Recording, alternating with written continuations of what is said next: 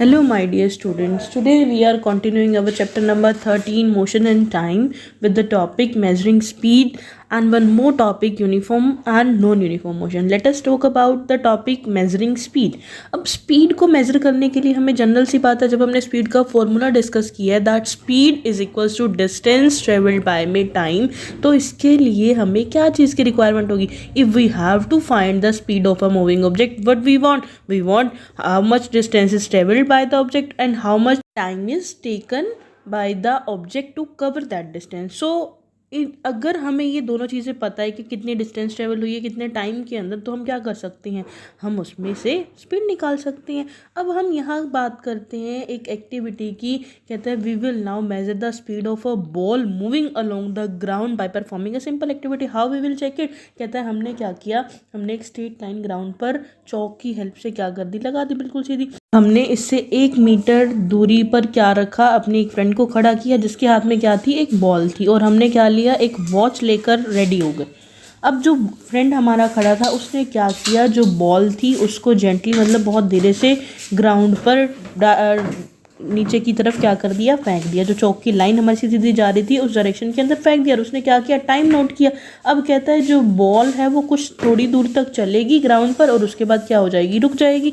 और उस टाइम भी हम क्या करेंगे, टाइम का नोटिस करेंगे. मतलब अब हमारे पास क्या होगी, हमारे पास टाइम होगा और हमारे पास क्या होगा, डिस्टेंस हो, क्योंकि हमने वो स्ट्रेट लाइन ड्रॉ कर ली. हमने ये देखा कि बॉल ने कितना ट्रैवल किया है, बॉल की जो टोटल डिस्टेंस है जो उसने मूव करी है वो कितनी है, वो हम चेक कर सकते हैं. और इसी के साथ साथ जो टाइम था वो हमने वॉच की हेल्प से क्या कर लिया, कैलकुलेट कर लिया. तो यहाँ हमारे पास क्या आ गई, दोनों टर्म्स आ गई. डिस्टेंस भी ट्रेवल्ड उसने कितनी की वो भी आ गई, और जो टाइम लगा उसे वो भी हमारे पास यहाँ कैलकुलेट हो गया. अब ये दोनों टर्म जब हमारे पास हैं तो हम उससे क्या निकाल सकते हैं, स्पीड निकाल सकते हैं. तो स्पीड का फॉर्मूला यहाँ हमारे पास क्या होता है, that speed is equals to distance upon में टाइम. अब हमने ये जो एक्टिविटी परफॉर्म की, कहता है उस टाइम जो हमारी मेजरमेंट आई, कहता है जो टोटल डिस्टेंस उस बॉल ने कवर की वो कितनी रही, 4 मीटर एंड 50 सेंटीमीटर. और जो टाइम लिया उस बॉल ने इतने डिस्टेंस को कवर करने का, दैट इज अबाउट 9 सेकेंड.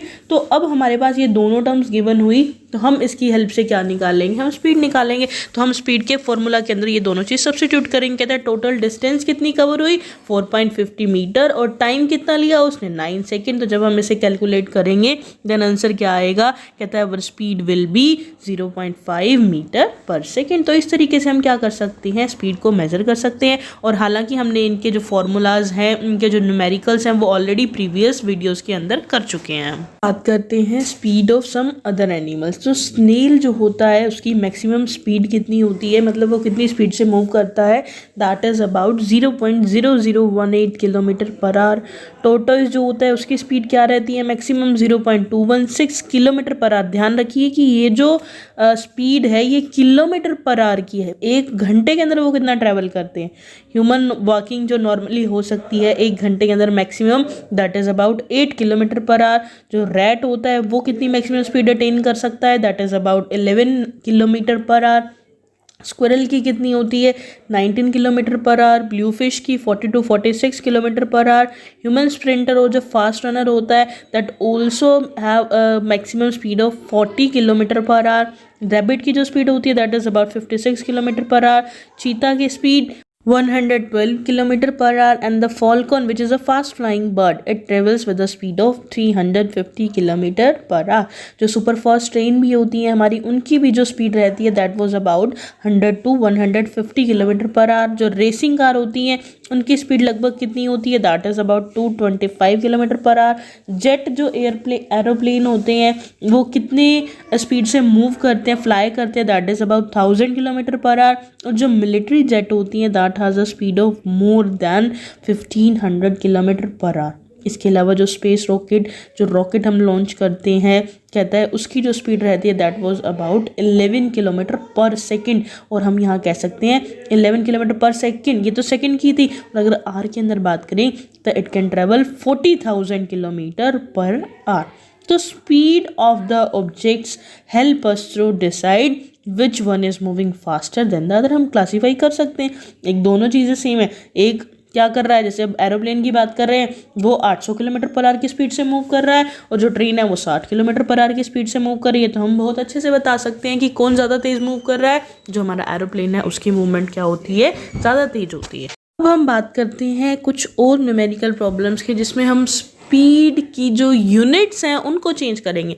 मतलब हमारे पास अगर मीटर पर सेकंड में है तो उसे हमें किलोमीटर पर आवर के अंदर कैलकुलेट करना होगा, और अगर हमारे पास किलोमीटर पर आवर के अंदर स्पीड गिवन है तो उसको हमें मीटर पर सेकंड के अंदर कवर करना होगा। तो सबसे पहले यहाँ हम आप अपनी बुक खोलिए, वहाँ जो सैम्पल प्रॉब्लम 1 दिया हुआ है 211 पेज के ऊपर, हम उसकी बात करते हैं। कहता है जो फैल्कन बर्ड है which flies with the maximum speed of 320 kilometre per hour, हमें इसकी स्पीड क्या करनी है, मीटर पर सेकंड में निकालनी है। तो यहाँ हमारे पास क्या है, speed is equals to 320 kilometre per our.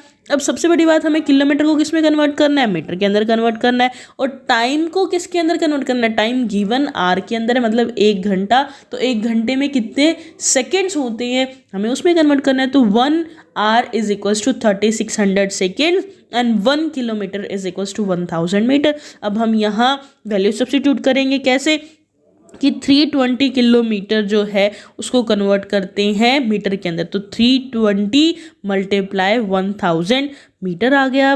और टाइम जो था 1 आवर उसको हमने किस में कन्वर्ट किया, 1 hour is equals to 3600 seconds. तो यहाँ हम क्या करेंगे, स्पीड को कैलकुलेट करेंगे। अब हमारे पास नई डिस्टेंस और नया टाइम आ गया, तो दोनों को हम फॉर्मूला के अंदर सब्स्टिट्यूट करेंगे और हमारे पास क्या निकल जाएगी, स्पीड निकल जाएगी। तो यहाँ हम फाइनली क्या कंक्लूड करेंगे, कहता है स्पीड ऑफ 350, सो स्पीड जो 320 किलोमीटर पर आवर थी वो किसके इक्वल होती है, 88.8 मीटर पर सेकेंड। तो इस तरीके से हम क्या कर सकते हैं, हम जो हमारी यूनिट्स हैं उसको क्या कर सकते हैं, चेंज कर सकते हैं। अब दूसरा सिंपल प्रॉब्लम जो हमारे पास नेक्स्ट पेज पर गिवन है कि एक स्प्रिंटर है, फास्ट रनर है, that attains a maximum speed of 10 metre per second, मतलब 1 सेकेंड के अंदर वो 10 मीटर डिस्टेंस कवर करता है। तो कहता है 1 आवर के अंदर वो कितनी डिस्टेंस कवर करेगा, या फिर हम क्या कहेंगे यहाँ कि we have to calculate the speed in kilometre per hour. तो यहाँ हमारे पास जो गिवन है वो क्या है, speed is equals to 10 metre per second, और हमें यहाँ मीटर को किस में कन्वर्ट करना है, किलोमीटर के अंदर कन्वर्ट करना है।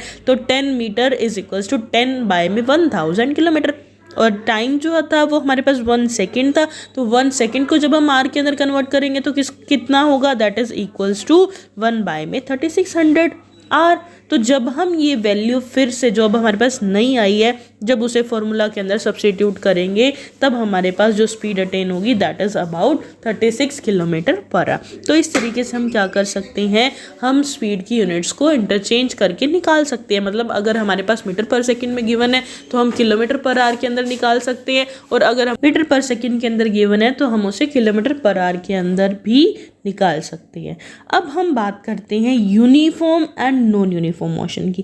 कहता है जब कोई moving object straight line path पर कहता है सेम स्पीड से मूव करेगा, मतलब उसकी स्पीड चेंज नहीं होगी, तो हम यहाँ क्या कहेंगे कि जो उसकी स्पीड है वो कांस्टेंट है, मतलब वो फिक्स्ड है। और यही दूसरा ऑब्जेक्ट क्या होगा, कहते हैं स्ट्रेट लाइन पाथ पर उसकी जो स्पीड है वो क्या होती रहेगी, चेंज होती रहेंगी, तो हम क्या कहेंगे जो स्पीड है वो कांस्टेंट नहीं है। तो इसी नेचर की बिहाफ पर, on the behalf of the nature of its speed a moving object में हैव यूनिफॉर्म और नॉन यूनिफॉर्म मोशन, मतलब वो यूनिफॉर्म मोशन भी हो सकता है और नॉन यूनिफॉर्म मोशन भी हो सकता है। तो यहाँ हम फाइनली क्या कहेंगे, कहता है अगर एक ऑब्जेक्ट स्ट्रेट लाइन पाथ पर मूव कर रहा है तो वो यूनिफॉर्म मोशन में कब होगा, जब उसकी स्पीड क्या रहेगी, कांस्टेंट रहेगी, मतलब फिक्स रहेगी, मतलब जो equal distance equal interval of time के अंदर कवर करेगा।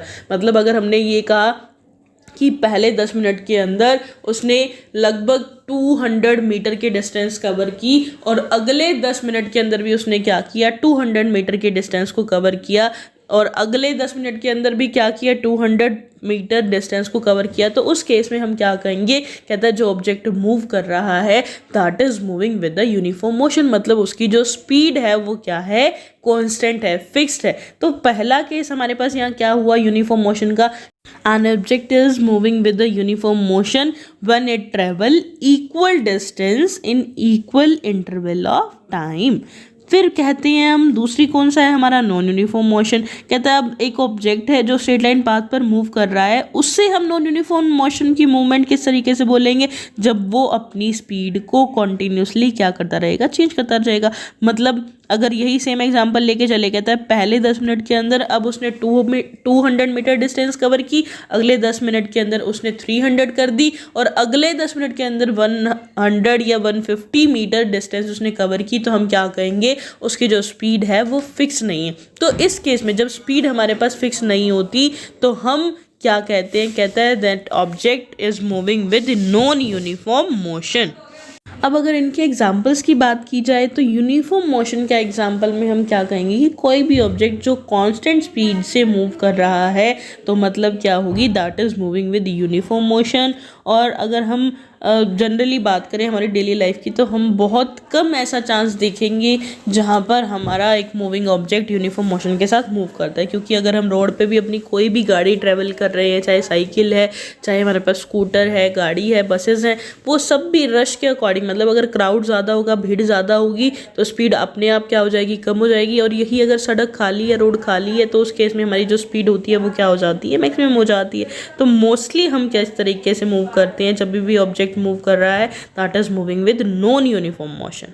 मोस्ट ऑफ जो ऑब्जेक्ट्स होते हैं that are moving with non uniform motion, और ऐसा मोशन जिसमें जो स्पीड है एक ऑब्जेक्ट की वो चेंज करती रहती है, तो इसे हम एक और नाम से भी जानते हैं, that is also called as accelerated motion.